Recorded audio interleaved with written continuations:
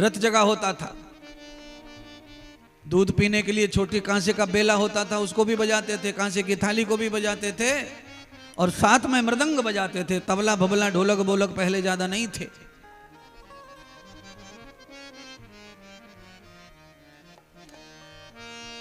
मैया नाच रही, गोपियां गा रही, नाचने और गाने में दोनों भूल गए कि भगवान बाहर सो रहे हैं अकेले, और 6 महीने का बालक है, रात में अकेला कैसे छोड़ दें? कुत्ता बिल्ली जानवर आ गया। जानवर कौन? पूतना का बड़ा भाई संकटासुर आ गया है कौए का भेष बनाकर। पूतना के बड़े भाई संकटासुर ने आकर कौए का भेष बनाया। काली रात्रि में काला कलर दिखाई नहीं किसी को। आकर गाड़ी के ऊपर बैठ गया, माखन के ऊपर, नीचे लाला सो रहा था। इसने सोच लिया कि आज इसे छोड़ूंगा नहीं, अपनी बहन का बदला लेके ही मानूंगा। ओहो, 6 महीने के मेरे परमात्मा ने कैसी लीला की, वो जान गए मामा का भेजा हुआ दूत है, और इसका स्वागत तो करना चाहिए। रिश्तेदारी से आया है मामा के घर से। कैसा स्वागत किया? एक ही लात मारी मक्खन की गाड़ी में। सामर्थ्यवान परमात्मा ने, लीलाधारी ने, पूरी धरती पर जिनका पैर नहीं आता, इतना बड़ा पैर जिनका है, उनकी लात को गाड़ी क्या झेल पाएंगे? गाड़ी जो है आकाश में उड़ गई, उलट के धरती पर गिरी, तो गाड़ी कहीं, मक्खन कहीं, और ये संकटासुर कहीं। चिथड़े उड़ गए गाड़ी के और दुष्ट राक्षस के। भयंकर आवाज हुई, और जब आवाज हुई तो नाचने कूदने में जो व्यस्त थे दौड़ पड़े गोपियां और नंद बाबा यशोदा। क्या हुआ, क्या हुआ? देखा तो गाड़ी उल्टी पड़ी है, गाड़ी के पहिए सहिए सब टूटे पड़े हैं, और कहीं हाथ, कहीं पैर, कहीं नाक, कहीं हाथ पड़े। अब तो टेंशन आ गया मैया को, ये हाथ किसका है, ये पैर किसका है? मैं तो यहां लाला को सुला के गई थी। यशोदा मैया घबरा गई, पर भगवान ने जो लीला की थी उसमें क्या, भगवान को हल्की चोट आ गई पैर के अंगूठे में, और पैर के अंगूठे से जो पीड़ा हो रही थी, उस पीड़ा को दूर करने के लिए ठाकुर जी ने पैर के अंगूठा पकड़ा और मुंह में रख लिया अपने में। पैर के अंगूठे को परमात्मा जीव के ऊपर रख करके सारी पीड़ा को खत्म कर लिए। ये कथा मैं इसलिए सुना रहा हूं ढूंढ ढूंढ के कि तुम्हारी अकल पे पत्थर पड़े, वो हट जाए।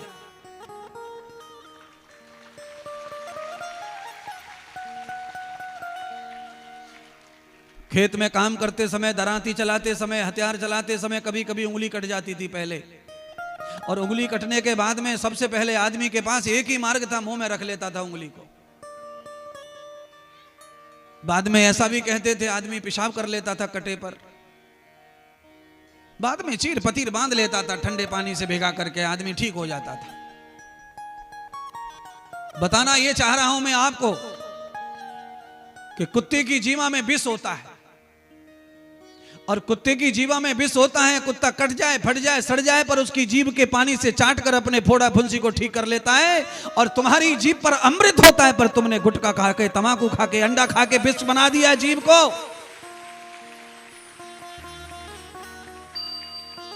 अरे मैं चाहता हूं काम करते करते कभी हथौड़ा लग जाए, कभी नौकर टूट जाए, कभी नाखून नीला पड़ जाए, जीभ के पानी पर रख लो 3 दिन तक, जीभ से मुंह में रख लो, नाखून तुम्हारा नीला नहीं रहेगा, नाखून पहले जैसा हो जाएगा। पर नाखून को नीले की जगह पहले जैसा करने के लिए जीभ का रस, जीभ की लार अच्छी होनी चाहिए। है कितनी बेवकूफी, पूरा दिन थूकते रहते। आप जितना जीभ के पानी को थूकते हैं उतना जल्दी आपको मरना है। किसी वैज्ञानिक के पास में चले जाओ, शरीर खोजी के पास में चले जाओ, वो बताएगा कि जीभ का पानी पूरे शरीर की तंदुरुस्ती के लिए आवश्यक है। आप कितना भी खाना खा लो, कितना भी पानी पी लो, कितनी भी रबड़ी खा लो, कितने भी बादाम खा लो, गले के नीचे जो उतर गया वो किसी काम का नहीं है। जो तुम्हारी दाढ़ के नीचे, जीभ के ऊपर जितनी देर अन्न रहता है, भोजन रहता है, पानी रहता है, वही शरीर को लगता है, और कुछ लगने वाला नहीं है। इसीलिए तो ये पेट ऐसे ऐसे हो रहे हैं लोगों के। मां के पेट से पैदा हुए थे, पेट कैसा था?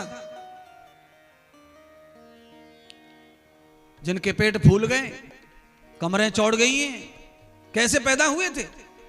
16 साल के जब थे कैसे थे? 21 साल के तब कैसे थे, अचानक ये सब बम्फर कैसे हो गया? ये इसीलिए हो गया क्योंकि सीधा गटक गटक गटक गटक फटक फटक फटक फटक फटक फटक रोटी ठूसते, खिचड़ी ठूसते, चावल ठूसते और बीच में पानी ठूसते, फिर ऊपर से ठूसते, पानी दे खाना, दे पानी दे खाना। आपको पक्का पता होना चाहिए, पुराने जमाने में घर बनाते थे, ये कल्चर नहीं था घर बनाने का आरसीसी का।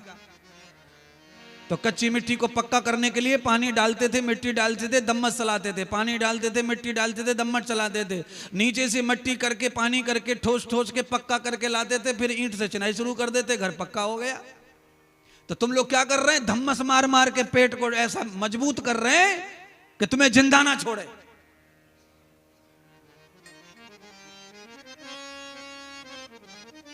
पैर गरम पेट नरम,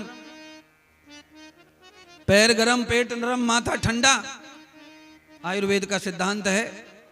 पैर गरम पेट नरम माथा ठंडा, आए हकीम डॉक्टर तुम्हारो डंडा। जरूरत ही नहीं है, खेल खत्म, सारी नाड़ी परीक्षण हो गया, पूरी बॉडी का डायग्नोस हो गया, किसी भी की जाने की जरूरत नहीं है। सवेरे अपने पैर देख लो, ठंडे के गरम है तो अच्छे ही आप, पेट देख लो नरम है कि टाइट है, अच्छे ही आप के बीमार हैं, माथे पे हाथ घुमा लो गरम है कि ठंडा है, समझ गया। माथा ठंडा होना चाहिए, पेट रुई की तरह होना चाहिए, पेट गरम, पैर गरम होने चाहिए। आदमी गैर होश हो जाए, मरने पे आ जाए तो लोग क्या करते हैं, पैर पकड़ते हैं और घसाई करते हैं। लोगों को आशा लगी रहती है कि गर्म हो जाएगा तो हो सकता है प्राण बच जाए, ठंडा पड़ गो, ठंडा पड़ गो, ठंडा पड़ गो।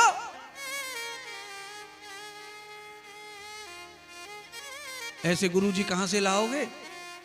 5,000 रुपए का फायदा करवा दिया बैठे बैठे 2 मिनट में। पूरी बॉडी का चेकअप कराने जाओगे तो 10,000 रुपए लेगा लैब वाला, और फ्री में चेकअप हो रहा है बॉडी का।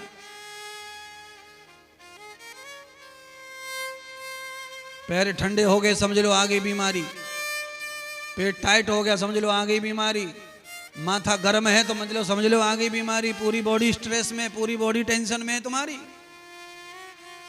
इसीलिए पेट, जब पेट में कोई हड्डी है ही नहीं तो टाइट कैसे हो गया ये?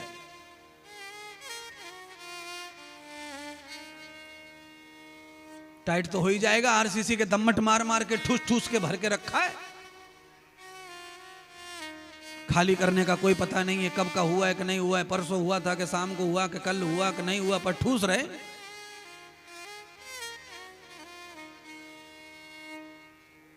कथा तो सुनाऊंगा, पर कथा के साथ साथ तुम्हारे स्वास्थ्य को बचाने की जिम्मेदारी भी सन्यासी की होती है।